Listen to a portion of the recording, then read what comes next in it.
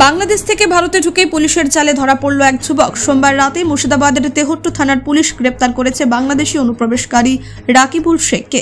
তার বাড়ি বাংলাদেশের মেহেরপুর জেলার গোপালনগরে। পুলিশ সূত্রে জানা গিয়েছে, ভারত বাংলাদেশ সীমান্তবর্তী পাথরঘাটার কাঁটাতারের কাছে মেরামতির কাজ চলছিল। সেই সুযোগে ভারতীয় সীমান্তে ঢুকে পড়ে ওই যুবক। তবে গোপন সূত্রে খবর পেয়ে দ্রুত পদক্ষেপ নেয় পুলিশ। অভিযানের পর গ্রেপ্তার করা হয় রাকিবুলকে।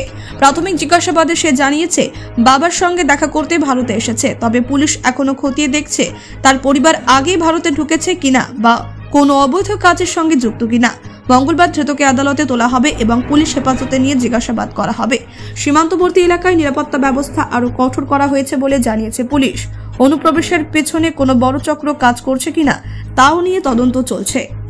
Bureau report, Bangla digital TV.